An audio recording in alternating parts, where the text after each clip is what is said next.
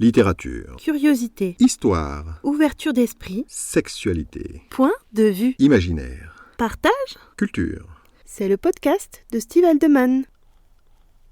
Bonjour à tous, j'espère que vous allez bien. Aujourd'hui, bienvenue dans ce podcast consacré à Florence Dugas. Cet épisode est la suite directe de celui intitulé Dolorosa Soror, qui est un roman de Florence Dugas. Si vous ne l'avez pas écouté, je vous invite à le faire avant de continuer. Dans le précédent épisode, j'ai indiqué que j'avais découvert que Florence Dugas était le pseudonyme de Jean-Paul Brigelli, alors que ce n'est pas le cas. Pour comprendre ce qu'il s'est passé, il faut que je commence par vous expliquer comment j'en suis arrivé à le croire. Comme je l'ai dit, j'ai lu Dolorosa Soror en 2007 ou 2008, et lorsque j'ai rédigé le premier article, cela faisait donc une quinzaine d'années. J'en ai relu quelques passages, mais au-delà de me remettre l'histoire et le style en mémoire, j'avais envie de replacer l'œuvre dans le contexte de sa création, et pour cela de parler de son auteur.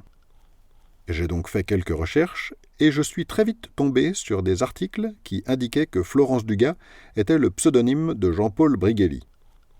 Le premier sur lequel je suis tombé était d'Anne Baer sur le site L'Internaute.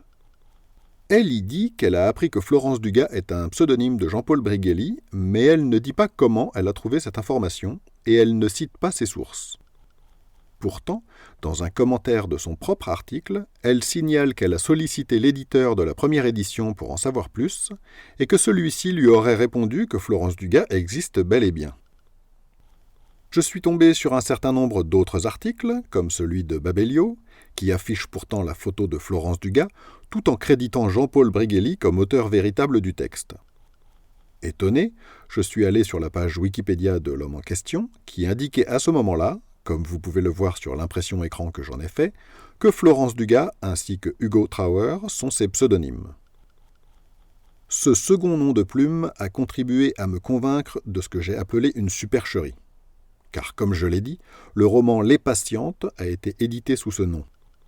C'est un livre que j'avais apprécié, mais qui m'avait laissé dubitatif quant à la réalité de son contenu.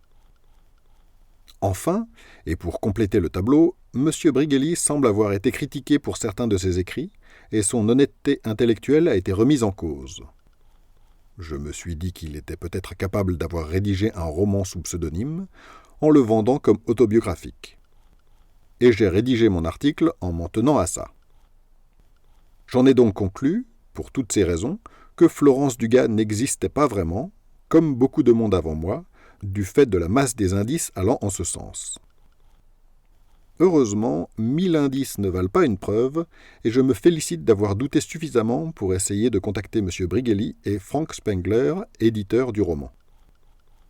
Je n'ai pas pu obtenir les coordonnées de M. Brigelli, mais on m'a donné celles de Frank Spengler. Je lui ai envoyé un message le 13 février et j'ai reçu une réponse le lendemain. Petite digression à vocation promotionnelle. Dans mon message, pour me présenter, je lui disais que je lui avais envoyé mon roman en 2011 et que je l'avais ensuite eu au téléphone, persuadé que 12 ans plus tard, il ne se souviendrait pas de moi. Or, il m'a répondu, je cite, « Heureux d'apprendre que vous avez pu donner vie à votre texte, dont je me souviens très bien de la qualité, et que j'aurais pu publier en d'autres temps moins pudibonds. » Fin de citation. Une appréciation de ce genre de la part d'un éditeur ayant son palmarès, ça m'a donné le sourire pour la journée.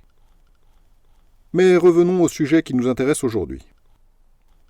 Frank Spengler m'a aussi confirmé que Dolorosa Soror avait bien pour auteur Florence Dugas, le pseudonyme d'une soumise, et que ce roman était bien autobiographique. Cependant, comme je doutais encore un peu, j'ai fait des recherches complémentaires dont je lui ai fait part en retour. Voici un long extrait de ce que je lui ai dit. Je vous remercie également pour vos réponses à propos de Florence Dugas. Elle m'invite à vous en dire un peu plus sur mes recherches et sur les raisons qui m'ont poussé à utiliser le terme « supercherie ». Comme je vous l'ai dit, ma démarche est motivée par le besoin de faire la promotion de mon roman et de celui de mon épouse. Mais j'avoue que maintenant, cela va plus loin que ça. J'aimerais réhabiliter Florence Dugas en tant qu'auteur. Depuis que vous m'avez indiqué qu'elle existe bel et bien, je suis intrigué. et je me suis lancé de plus belle dans des recherches sur Internet, traquant d'autres preuves de sa réalité. J'ai envisagé que mon désir de faire la lumière sur cette affaire n'est peut-être pas souhaité par les intéressés, et respectueux de leur vie privée, je n'en parlerai pas.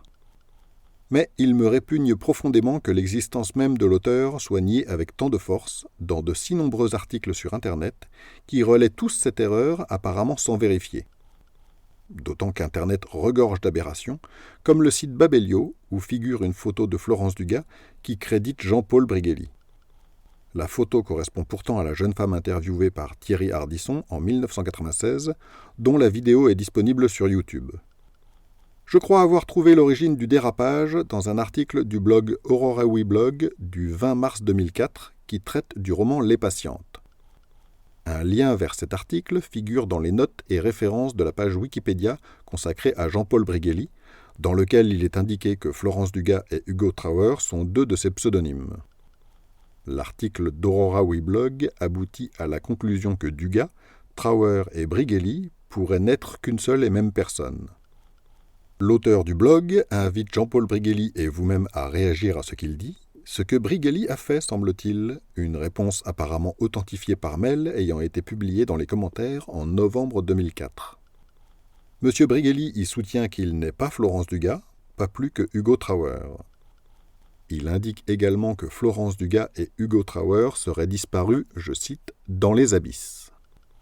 Hugo Trauer étant déclaré décédé dans le préambule des patientes, faut-il comprendre que Florence Dugas est décédée ? Ou bien faut-il comprendre qu'il n'a plus l'intention de se servir de ses pseudonymes ? Le problème avec Brigelli, si j'ose dire, c'est qu'il enrobe ses affirmations de suffisamment de belles formules pour qu'on finisse par douter de ce qu'il dit vraiment. De plus, un certain nombre d'indices invitent à la prudence, comme le fait que la 4e de couverture des patientes laisse planer le doute, en indiquant clairement qu'il s'agit d'un roman. En particulier, la 16e note de bas de page des patientes laisse entendre que le dernier chapitre est une version d'un texte intitulé « Le protocole de l'affaire », signé de Florence Dugas, que vous auriez déjà publié dans un recueil en 2000. Peut-on publier un texte qui ne vous appartient pas, même en faisant une autre version, simplement en le précisant en bas de page ? En tout cas, cette partie ne proviendrait pas des carnets de Hugo Trauer. Dans cette même note, Jean-Paul Brigelli se joue des lecteurs, indiquant, je cite, « Cette Dugas n'était peut-être, elle aussi, que le double, le prête-nom, l'autre visage de Hugo Trauer. » Fin de citation. Il est difficile d'imaginer quelles étaient ses intentions quand il a écrit ces lignes. On peut donc imaginer beaucoup de choses concernant les motivations de Florence Dugas, qui semblent avoir disparu médiatiquement parlant, en dehors de la publication d'un texte court publié en 2012, Derrière la vitre, aux éditions 12-21. Voilà, en somme, ce que j'ai pu trouver, déduire ou imaginer en l'absence d'informations plus précises. Pour aller plus loin, pourriez-vous me mettre en relation avec Florence Dugas, si elle est toujours de ce monde, ainsi qu'avec Jean-Paul Brigelli ? Voici ce que Frank Spengler m'a répondu. Je cite. « Florence Dugas existe bel et bien, c'est bien elle en photo sur le bandeau de la première édition et dans l'émission d'Ardisson. Concernant Hugo Trauer, c'est en effet le pseudonyme de Jean-Paul Brigelli, comme il l'a revendiqué à plusieurs reprises. » Fin de citation. Sa réponse a été bien plus longue et il m'a donné des raisons qui m'ont complètement convaincu. En particulier, il y a bien un lien entre Jean-Paul Brigelli et Florence Dugas. Mais je n'en dirai pas plus, car comme je l'ai dit, cela relève de leur vie privée. En revanche, la note de bas de page des patientes sème la confusion. Quoi qu'il en soit, j'en ai appris assez pour essayer de réhabiliter Florence Dugas en tant qu'auteur. Pour cela, dès que cet article sera publié, je vais envoyer un certain nombre de messages aux rédacteurs des articles qui contribuent à effacer Florence Dugas du panthéon des auteurs érotiques, et j'espère qu'ils en tiendront compte. Je vérifierai régulièrement ce qu'il en est, et je vous en ferai part en commentaire. Vous pouvez découvrir les liens en description pour approfondir les sujets dont j'ai parlé. Si vous avez écouté cet épisode en podcast, je vous invite à vous rendre sur mon site stevealdeman.com pour y trouver les liens en question, d'autres articles, ainsi que les romans que j'ai écrits et ceux qui seront bientôt publiés. Je vous souhaite une excellente journée et à bientôt dans un prochain numéro.